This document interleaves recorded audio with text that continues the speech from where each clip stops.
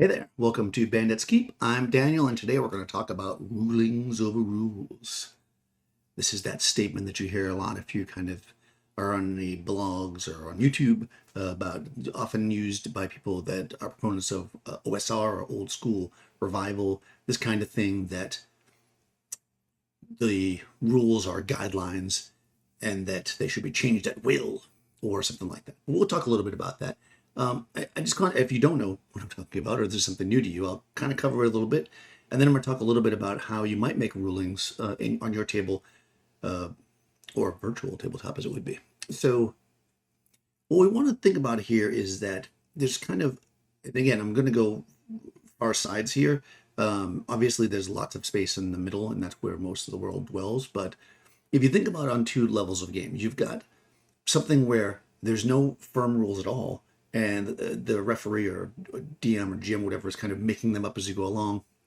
And then you've got another side where everything you do has a rule. You want to reach for something in your pocket, there's a rule to see if you can find it. You want to hit something with your sword, there's a rule. Where you hit them on their body, there's a rule. There's this, so there's, you can go extremes in both directions. I think most of us like to be somewhere in the middle, and typically with more rules light type games, as I would take them, and again, a lot of the OSR type games fall into that category, or just older games in general, there's just less rules. I think that over time, as D&D started to evolve, in fact, I know this, that because Dragon Magazine would be the perfect proof, people wanted to know. They wanted to know, what did the designers of the game mean by this? What did they mean by this? And they kept asking for more and more rules. So it's not like, people over at wherever Wizards of the Coast are like, these guys need rules. I mean, obviously people were looking for them. That doesn't mean that you have to play that way, and it does mean that you can kind of play any way you want. And I'm going to talk a little bit about that. So first, I just want to, it wouldn't be an episode of Bandit's Keep if I did not refer to a Mole Basic, which is the system I started with. This is what I learned D&D on as a young child. This is a young child. This is the rule book here. This is the basic book. Basic Rules Dungeons and Dragons, right?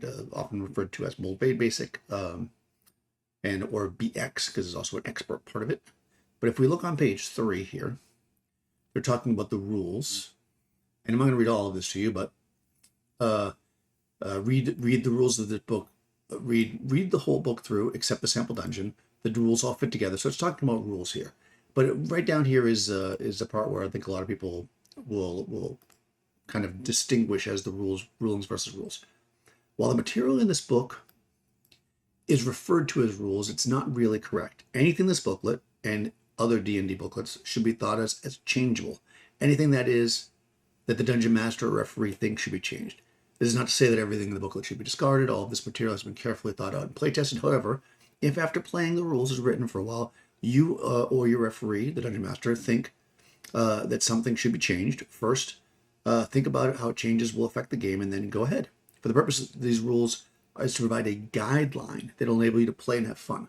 So don't feel absolutely bound to them. Okay, so I'll make a very simple example right now that I've talked about before. I had those charts where I talked about death at 0 or whatever. That's like me making a change. This could be as simple as, you know what? It says in the rules that at 0 hit points, the PC dies, or the monster dies, everything dies. But for us to have fun, for our table, we don't want people to die all the time. We want them to be knocked out. We like that in a lot of fantasy fiction, that the hero is oftentimes cracked over the head and they wake up tied up somewhere. So for us, at 0 hit points, they're knocked out. If the enemy decides to then finish them off, that's a whole other thing. But they're not automatically dead at 0 hit points. And the same would probably be true for the enemies. That's up to you how you want to do it. That's a simple rule change that you could have at your table that might make it more fun for you, right? That's making an overall ruling that's going to last for the whole game. What I'm going to talk about a little bit more here, though, is spot rulings, because I think that's really more what we're talking about. If you think about it, your game needs some consistent rules, and when you are making rulings, you need to be consistent for things that happen a lot.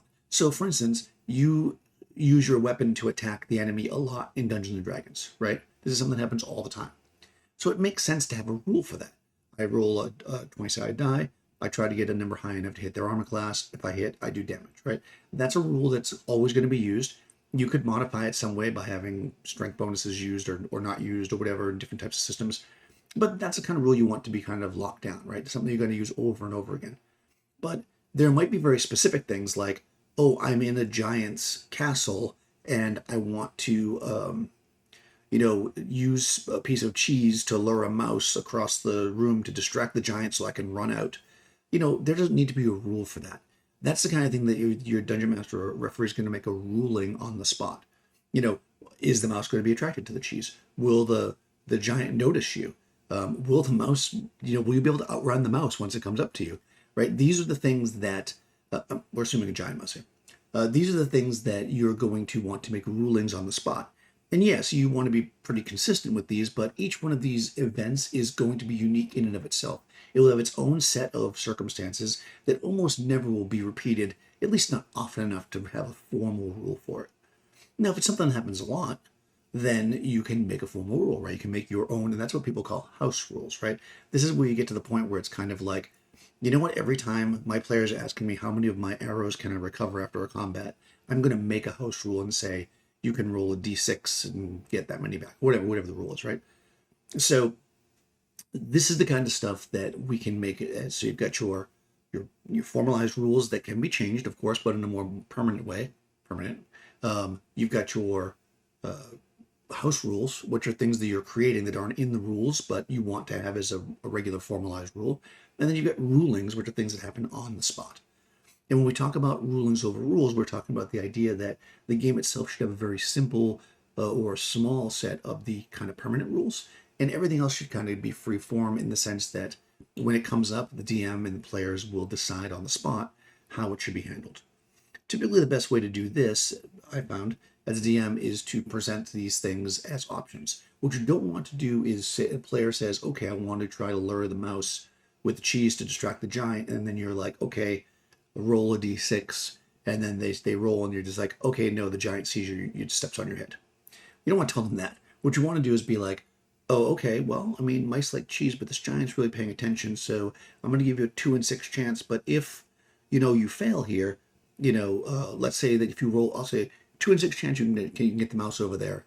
But if you roll a 6, so that's 1 or 2 success. If you roll a 6, though, the giant's going to see you, and you're going to be kind of, possibly victim of an attack. This way the player knows what they're getting into. People should know their odds, and I know that's probably somebody out there going to say that's not the case, you wouldn't know in real life. This is a game. It's a game. People should know what they're gambling on, right? So if you are playing the game, you should let the players know as best as possible what their chances at least roughly are of succeeding, and then let them make an informed decision.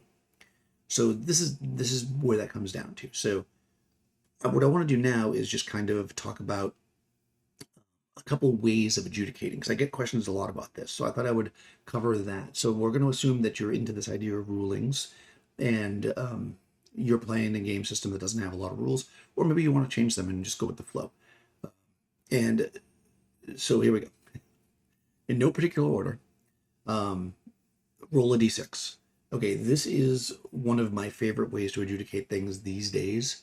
I used to do a lot of roll under stats, which, as I talked about in my other video about rules, good rules that I don't use, I don't like that as much anymore.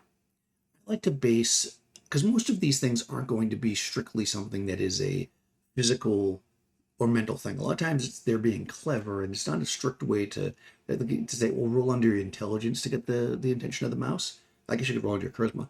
But, there's more to it than just getting the mouse's attention. It's also, will the mouse come to you, which is a matter of luck. Will the giant see you? So sometimes just having more of an arbitrary thing might be good. And you might say, okay, well, there's a 2 in 6 chance, but then the player might say, well, remember though that my character is an animal trainer. And sure, I don't train mice, but I mean, I have an understanding of animals. And then you might say, you know what? Okay, I'll give you a 3 in 6 or even 4 in 6 chance because of this background, right? Or you might say the 2 in 6 chance, and then they say something like, oh, okay, well, hold on. What if I break the cheese off and tie a rope to it and throw it closer to the mouse? Do I have a better chance then?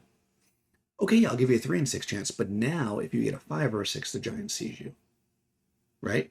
This is where we're doing these rulings. D6 is really good for this. If you want to have a little more Granularity, you could use a different die. You could use a D12. You could use a percentile die if you really wanted to. The idea, though, with a D6 is just really simple. It's something that's already being used a lot in the rules with the Mulvey, so you're already using it. Another thing too, if you do this and you want to keep it more secret, like let's say they're looking for a secret door, although there's already rules for that, of course. But if it's something that you don't want them to know if they succeeded or not, what you could do is you could say you have a 2 in 6 chance, but I'm not going to tell you which numbers they are. Just roll, and of course don't cheat. Why? Who's cheating at D&D? So maybe you think in your head, okay, if they roll a 2 or a 5, they succeed, but anything else, they don't succeed. And this might be, I don't know, something like manipulating somebody in a way that the person doesn't know you're doing it, right? And that wouldn't be immediately obvious. So like they roll, and then if it doesn't work out for them, then you could have the NPC act accordingly. They might just go along with it, and the PC doesn't know if they succeeded. So you can do that too. You don't need to tell them what their numbers they need to get. You just want to let them know roughly, And sometimes you can even say you wouldn't know, what your chances are. This is not, again, as long as you're communicating, none of this is bad. But a D6, I find, is one of the best ways to do everything. I use it almost all the time now, and I'll say something like, they'd be like, oh, do I know anything about this statue? Okay, well, of course, I know as a DM this statue is of an old wizard. Well, you know what? You're a wizard, you might know. Or maybe the statue is of some kind of ancient god. Oh, you're a cleric, you might know. And you give them a higher percentage. Or if you're playing games that have it, maybe you're a bard and you know because bards have lots of information about, history and music and stuff like that. So you figure out what the chance is based on their background, what the player characters have done, maybe their class, and then you give them that chance in 6. You let them know what it is, and you roll. Oftentimes, if there's going to be a negative effect, like they're trying to sneak past something or whatever, I mean, there's rules for that, so you wouldn't need that, but, things like that, then you can simply just put that out on the table as well. Another way that I sometimes do this is if it's really just a lucky thing. Like I don't know one way or the other, and there's kind of an equal chance, maybe. The players come into a room and they're looking for something. They're like, oh, is there any loose stones on the floor? I mean, there could be, and maybe you're not sure. Like, I mean, you might just say yes, right? But you're unsure. Well, maybe they'll look up something in particular. Is there any wood in here? Is there water? Whatever. It might be something that could be there, but you hadn't really thought about it. And here I do what I call the high-low method. I will just roll a die, usually a d6, and then I will just say high-low. And if they, let's say I rolled a 4, and they say high, then they got what they wanted, right? So if they're looking for the water, they got it. If they don't want water to be here, there's no water, right? They won, if you want to look at it that way. If they had said low, then the opposite of what they wanted is there. I use that a lot. I use it as almost like a luck check. Like if you have ever played a game that has luck, where it's like, oh, make a lucky check. Is this in the drawer? I don't know. It could be. Let's make a high-low. Pick a number, and then you just go that way. That's another really simple way to adjudicate things. It doesn't really, because in this case, it's for stuff that it could be and it could not be. It's up in the air, right? So I find I use that one a lot too. And then this method I've actually seen, I had a DM do this to me. I used this method on me when I was playing at Gen Con. I think it might have been the first Gen Con I went to. And what he would do, which was really interesting, was that if you need to do something, this kind of worked with the same way I might use high-low, is like, let's say, for instance, I'm trying to, like one thing that happened specifically was we were coming down the hallway and we heard goblins, and I had a torch. So I'm like, oh man, I'm going to jam it on the ground. I've got to put it out. And he's like, well, the goblins are coming around the corner. There's a chance they won't see you. Roll a d20. And then he also rolled. And if I won, I got it down before the goblins came around the corner. So like all this rolling against the DM. I don't do this that often, but it can be fun. Again, you can use it in situations where the player character is trying to do something, and there's no real rule for it. There's no real skill involved. It's just kind of luck. Is the torch put out fast enough? And this kind of stuff, right? Or you could do the kind of thing of like, let's say they get knocked back and their lantern falls on the ground, and it might break. You can just simply say, roll a d20. If you beat me, your lantern's fine. If you lose, the lantern's broken. It's really, really simple, and it lets the players feel like they have a stake in it. It's not really a saving throw, because what am I going to assign an arbitrary number? It's just kind of there. So those 3 methods I think are really good for the kind of working these things out. I mean, obviously you can just decide, and that's the other part of it. But I find that letting the dice decide can be really fun, because sometimes you're unsure. And honestly, if you know the answer, then you shouldn't have got this far. You should have just said it when they asked the question. But if you get to the point where it's like, there's a chance, but I don't know, or you might be able to do that, but I don't know, try this out. don't dig through the rule book for a rule on it. Maybe there's a rule and you can find it later, but just say, hey, you know what? Logically, I think it would take, this long to do, or, it'd be this hard to do, so roll this to do it. Can I swim underwater across this whole thing so that the enemy can't shoot arrows at me as I'm going? Well, it's pretty far. What's your constitution? Okay, it's above average. Okay, I'll give you a 3 in 6 chance. Boom, right? You could say roll under your constitution, but I like this idea. It kind of plays out, and then if somebody else is like, oh, I also want to do that, and I'm like, what's your constitution? 8. Oh, 1 in 6 chance. Okay, now you're kind of playing it out. And it works, and it kind of is a really easy, super simple system. So let me know if you guys do that. Do you guys use the D6 a lot? I tend to like it. I mean, I feel like I could run a game only using a D20 and a D6 most of the time. So, that maybe that's just me, but I love me a D6. Let me know if you guys use the D6 method or any of these other methods. How do you guys come about as far as the random type of rulings? Not the ones that you just decide on, because that's obviously a whole other subject. And if you want to see me talk about that, let me know in the comments below.